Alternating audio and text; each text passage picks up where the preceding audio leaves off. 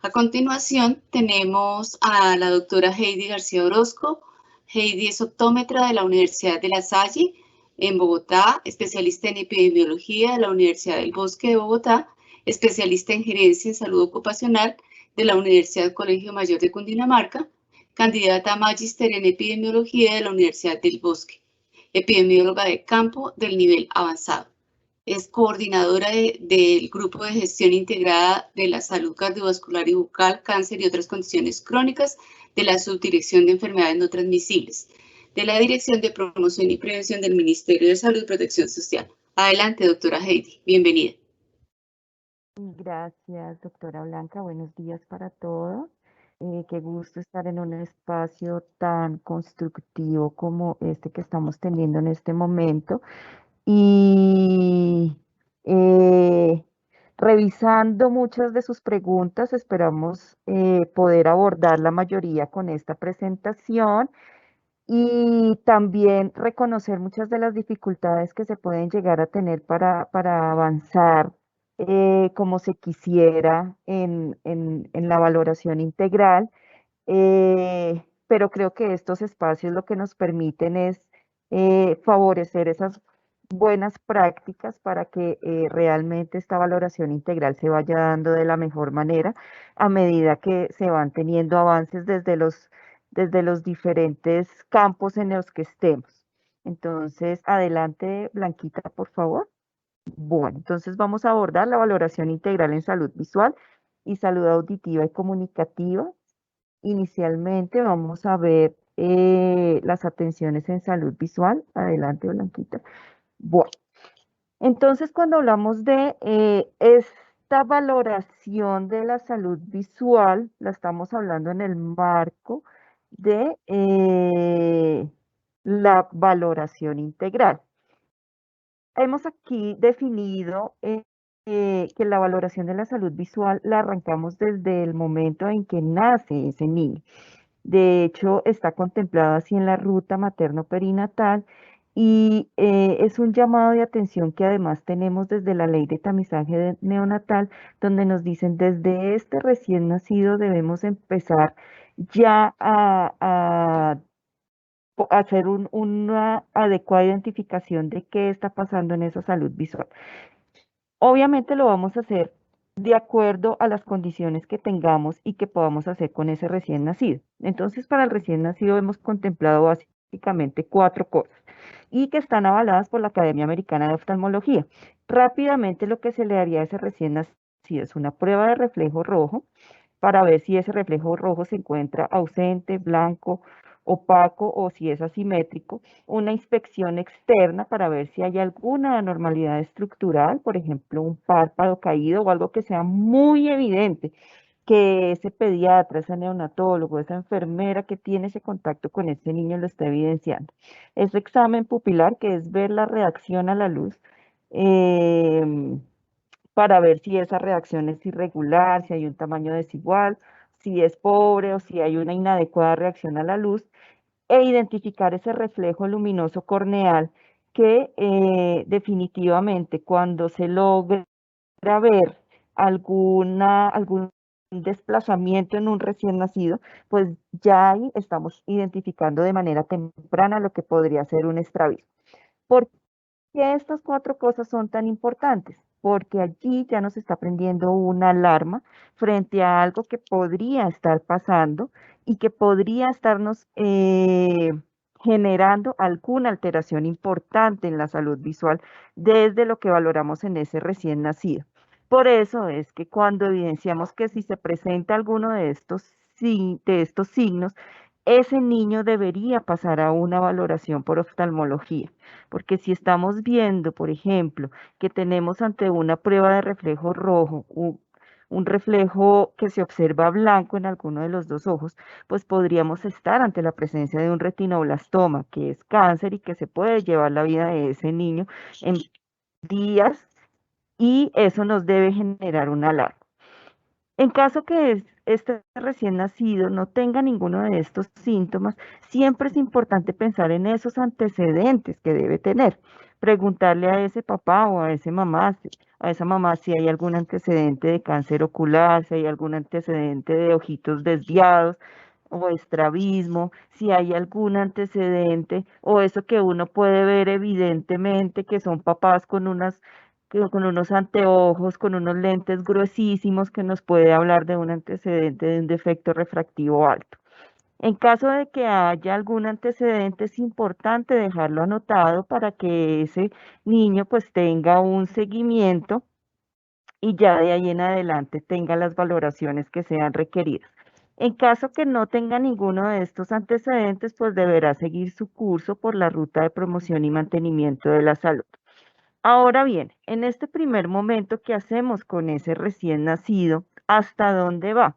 La ruta de promoción y mantenimiento de la salud ya nos habla de la valoración de la salud visual dentro de la valoración integral. ¿Esto qué quiere decir? Que el niño, el recién nacido, hasta ese niño de 2 años, 11 meses, 29 días, le vamos a seguir valorando estas 4 cosas que es lo que se hace habitualmente dentro de ese examen físico. Siempre, siempre que ese niño acuda a la valoración integral, igual le vamos a hacer esta valoración. Es una valoración sencilla, no toma más de 1 minuto, porque sencillamente es con el oftalmoscopio, se le ponerle la luz y con eso podemos identificar estas 4 cosas.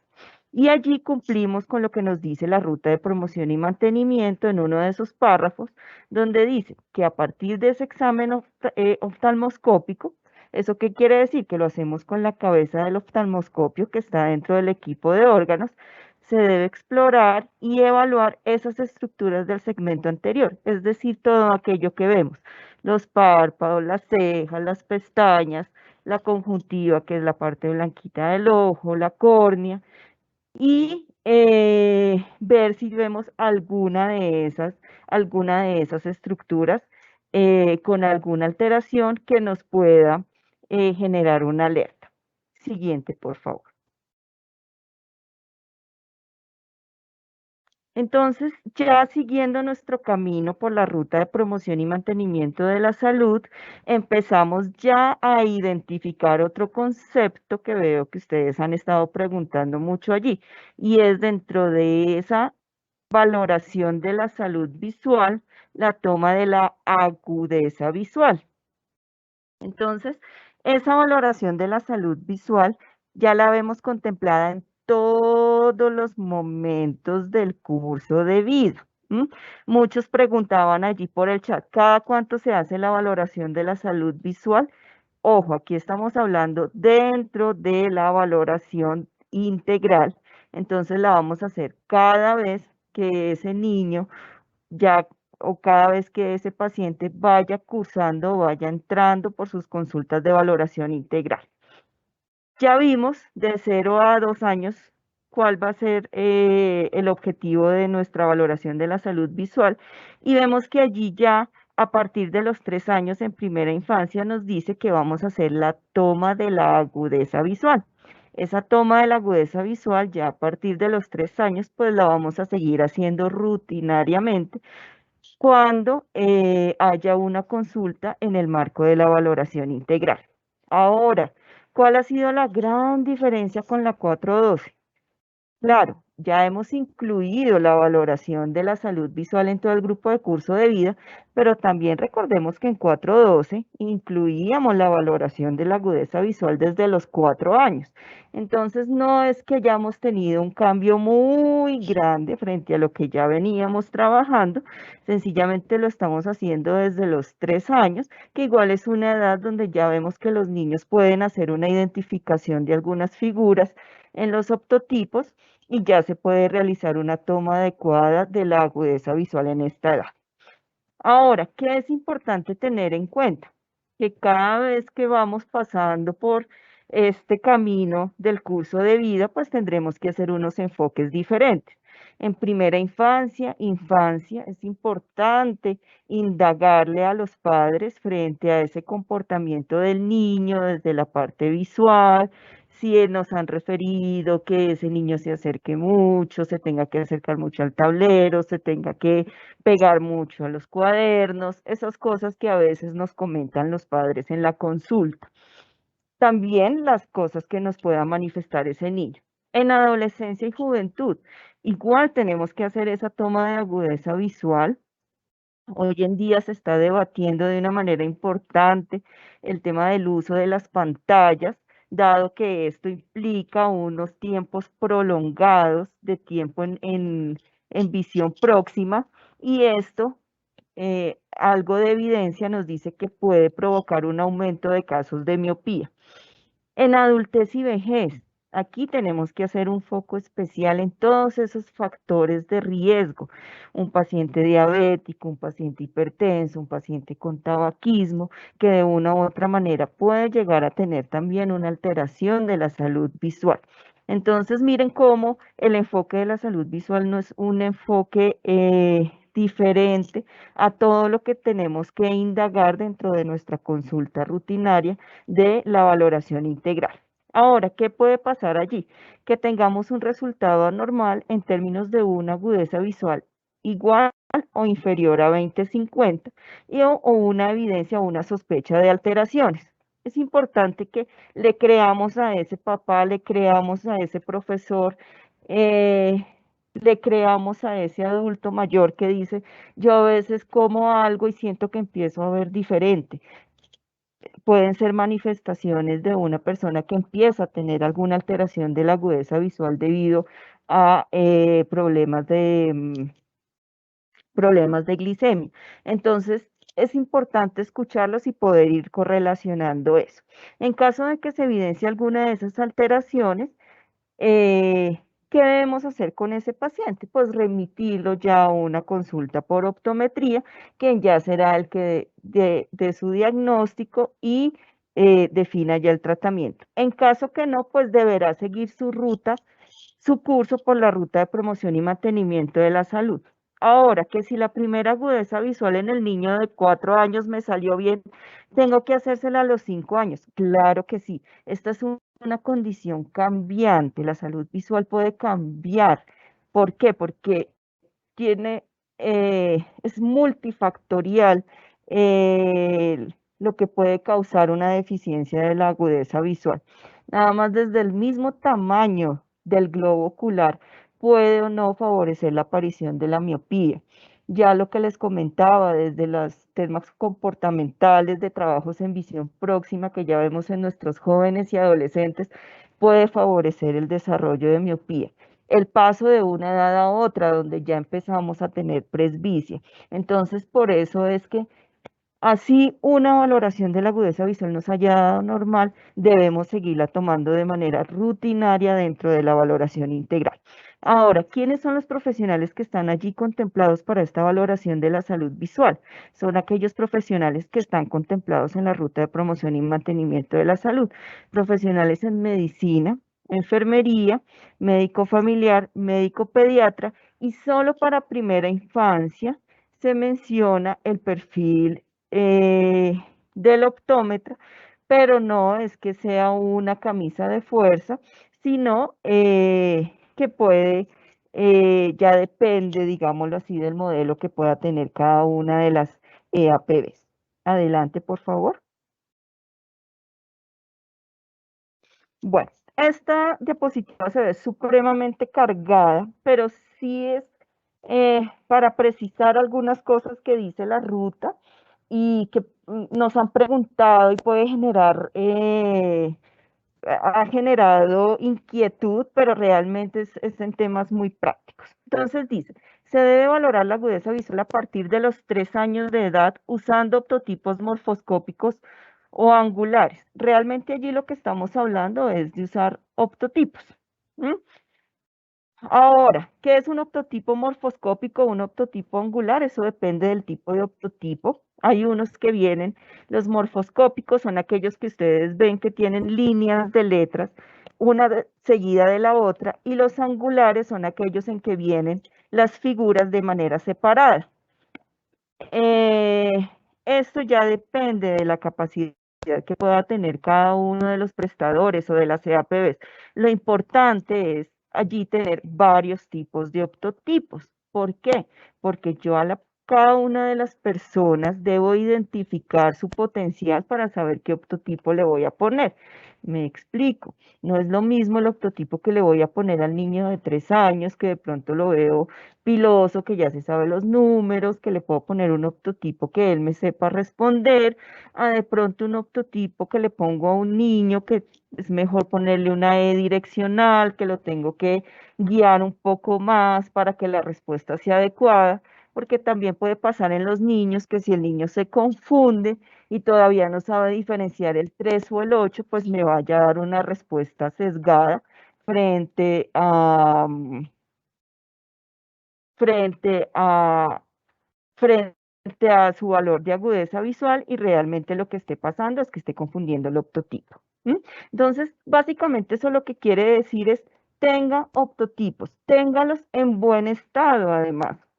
Uno se da cuenta porque no solo pasa en algunas zonas donde de pronto el acceso a cambiar este tipo de instrumentos no es tan fácil, que se encuentra uno con optotipos deteriorados, de mala calidad. Entonces esto también puede sesgar el ejercicio de la agudeza visual. Lo importante es que sea un optotipo limpio, que cumpla con los estándares, que realmente son los que se consiguen de una manera muy sencilla. Ahora, ¿cómo es la toma de la agudeza visual? Vamos a mirarlo rápidamente. Usted sienta a su paciente en posición vertical y lo pone a la distancia a la que está diseñada el optotipo. Generalmente la mayoría de estas cartillas están diseñadas para una distancia de 6 metros. Eso es lo que dice la teoría. Sin embargo, usted lo puede poner a 3 metros, claro que sí. Y lo que va a hacer es que va a duplicar el valor de ese denominador. Es decir, que si ese paciente le alcanzó a ver lo que allá en la línea dice 20-20, pues usted le va a poner es que alcanzó a ver un 20-40 si lo está haciendo a 3 metros.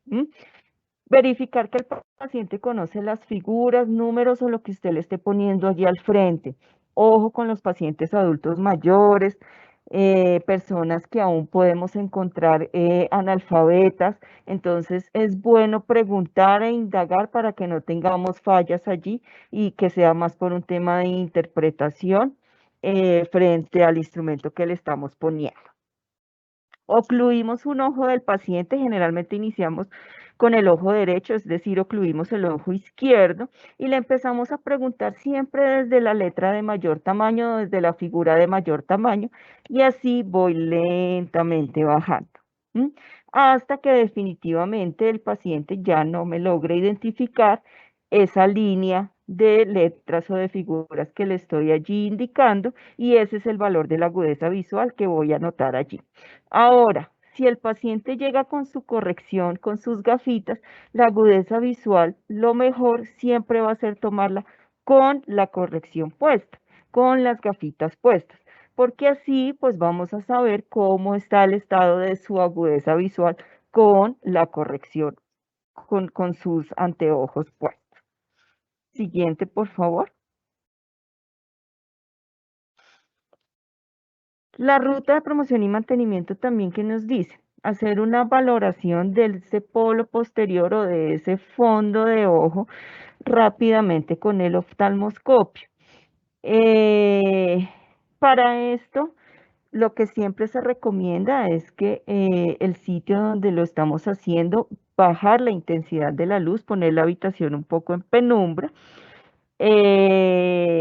Para esto, el fondo vamos a sentar el paciente que quede frente que quede frente nuestro, y el fondo de ojo derecho del paciente se observa con el ojo derecho del examinador, quien sostendrá el oftalmoscopio con la mano derecha. ¿Listo? Es para que así quede mucho más sencilla esa práctica de el fondo de ojo, y lo mismo vamos a hacer con el ojo izquierdo.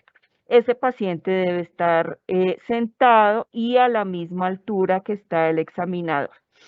Allí que es importante poder identificar de manera de manera rápida, digámoslo así, porque sabemos que no podemos hacerlo muy exhaustivo, si evidenciamos de una manera, si podemos evidenciar de pronto algún cambio que pueda tener ese fondo de ojo. A veces, y lo reconocemos, no es tan fácil decir que una excavación está aumentada o que tenemos una cicatriz por un toxoplasma. A veces son cosas que tienen que ser mucho más evidentes para que lo veamos. Sin embargo, lo importante es poder hacer ese acercamiento con el oftalmoscopio para hacer esa identificación de cómo se encuentra ese polo posterior de nuestro paciente. Generalmente lo que se hace es observar primero el reflejo rojo pupilar, más o menos que ya se empieza a observar a una distancia de unos 15 centímetros, y nos vamos acercando un poco más sin que se nos vaya a perder ese reflejo, y lo primero que vamos a ver allí es ese disco que es de color un poco más amarillo, que es la papila, y de ahí nos vamos a ir temporalmente para poder identificar cómo está ese polo posterior ya para llegar finalmente a esa zona de la mácula, que es la que se encuentra de manera más temporal. Como les digo, aquí lo importante es poder identificar si hay alguna alteración que se pueda evidenciar de una manera rápida. Siguiente.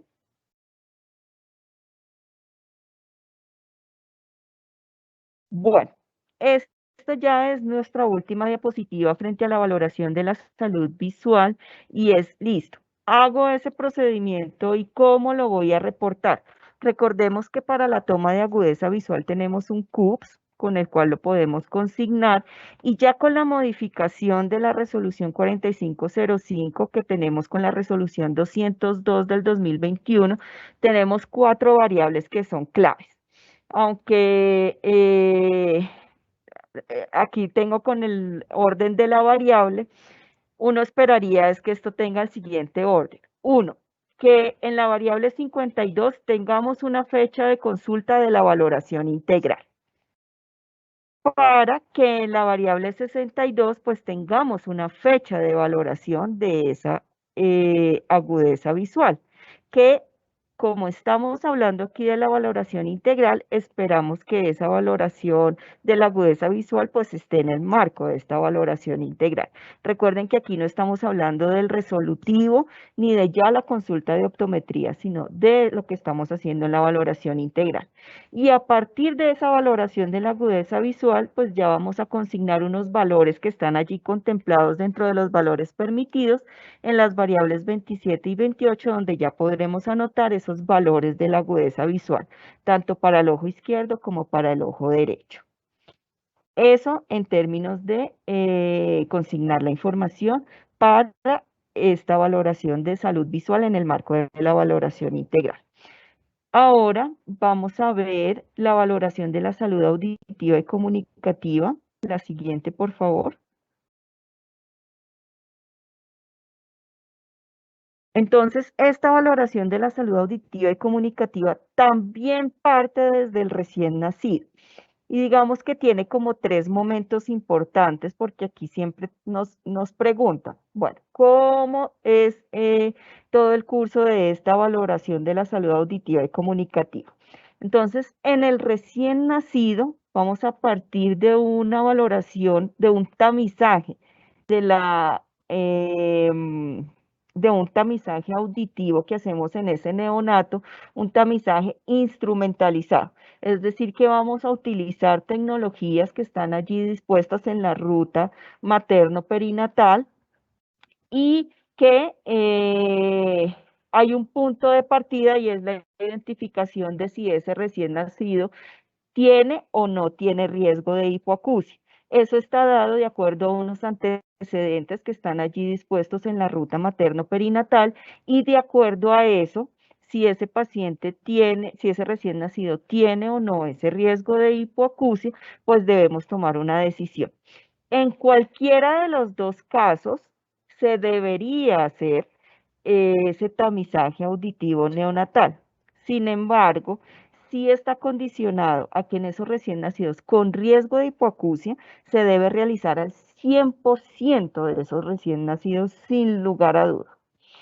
En los recién nacidos sin riesgo de hipoacusia, pues sí estamos un poco condicionados a el tema de la progresividad, que nos da unos porcentajes mínimos, que para este año es del 8.3% de recién nacidos sin riesgo de hipoacusia, a los cuales se les debería hacer ese tamizaje auditivo neonatal.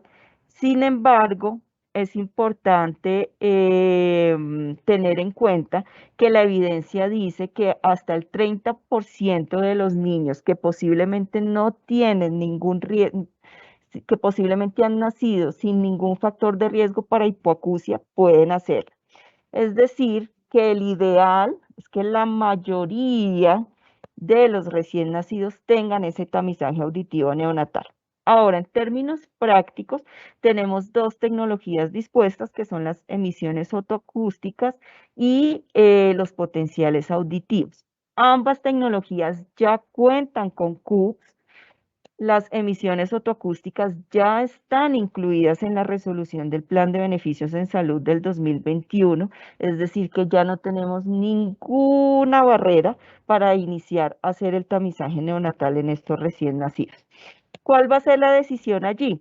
En esos recién nacidos con riesgo de hipoacusia debemos hacer el tamizaje con las dos tecnologías, porque cada una aborda un tramo diferente de todo lo que incluye ese canal auditivo hasta llegar al cerebro. Y en esos recién nacidos sin riesgo de hipoacusia, lo que dice la ruta es que podría realizarse con alguna de los dos, prefiriendo el uso de los potenciales auditivos. En cualquiera de los dos casos, estas tecnologías nos van a dar resultados en términos de pasa o falla.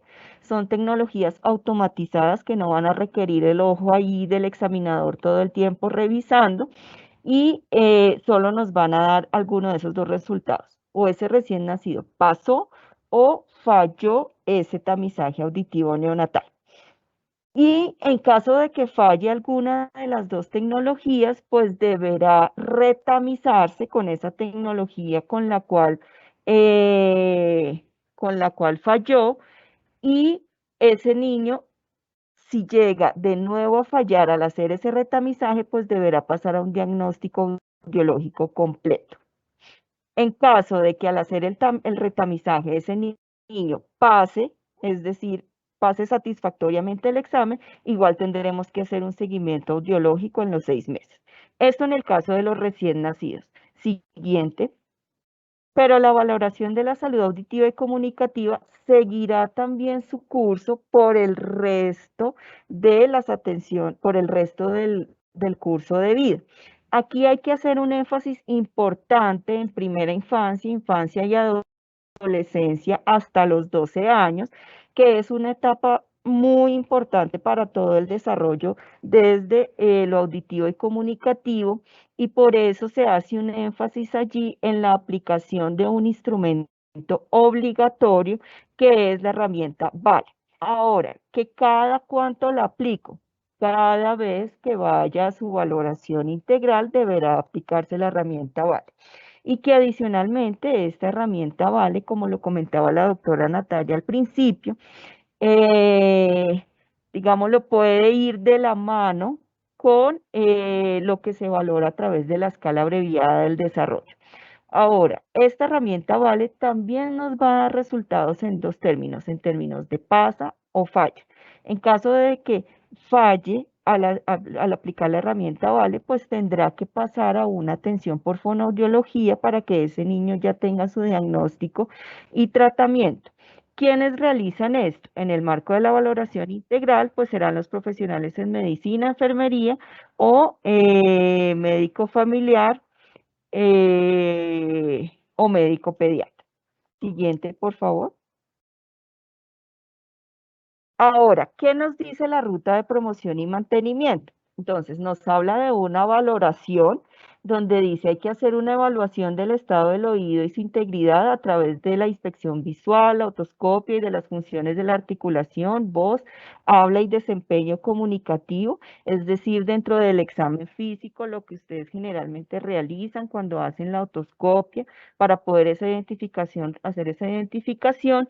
Y allí nos menciona siempre la aplicación de un instrumento sugerido, pero que el hecho de que sea sugerido no lo excluye de estar inmerso dentro de la valoración integral, y es la lista de chequeo de factores de riesgo de las enfermedades del oído, alteraciones auditivas, vestibulares y de la comunicación.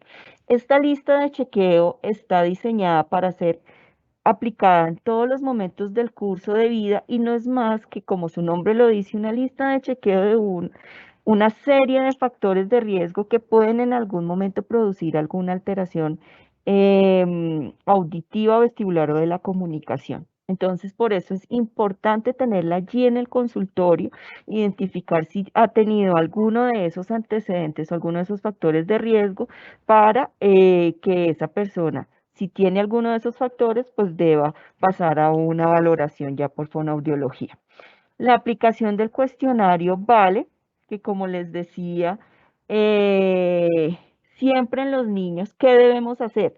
Si es un menor de 3 meses, identificar si tiene ese tamizaje auditivo neonatal. Ese tamizaje auditivo neonatal, el ideal es hacerlo antes del egreso hospitalario de ese recién nacido, pero en caso de no tenerlo, tendríamos máximo hasta los 3 meses de ese recién nacido para hacer ese tamizaje auditivo neonatal. Y a partir de allí, hasta los 12 años, la aplicación del instrumento va.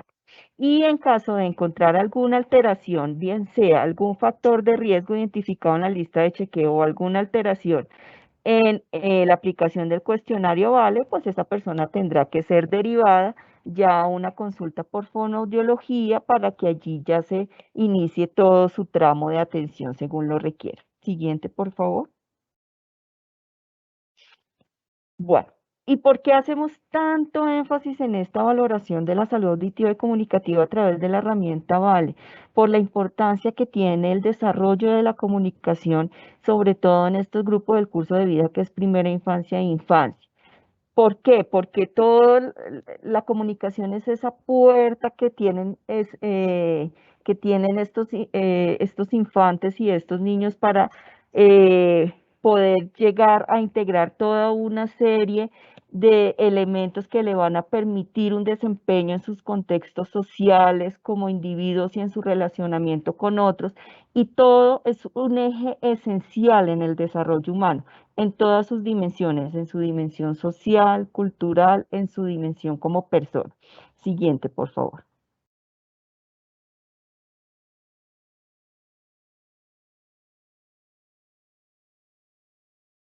Siguiente. Entonces, cuando les hablaba de ese primer tramo que tenemos con el tamizaje neonatal, donde hablamos de un tamizaje con instrumentos, es decir, con esas tecnologías, teníamos que pensar en esos grupos del curso de vida de primera infancia e infancia, donde es tan importante poder detectar alguna alteración de la salud auditiva y comunicativa, qué instrumento se podría utilizar allí, que fuera un instrumento costo efectivo, pero que nos permitiera servir como una prueba tamiz de clasificación de riesgo. Y a partir de allí es que sale ese instrumento de valoración de la audición y del lenguaje para pacientes de 0 a 12 años. Vale. Este instrumento tiene como objetivo detectar tempranamente posibles alteraciones de la audición, lenguaje y comunicación en esos niños entre 0 a 12 años, tomando como referente aquellos hitos o esas etapas que marcan el desarrollo de la comunicación y de la audición. Siguiente, por favor. Y ya para ir cerrando, básicamente les muestro 4 dimensiones que se abordan a través del VALE, que son la comprensión, la expresión, la interacción y la etapa vestibular para los niños de 3 y más años.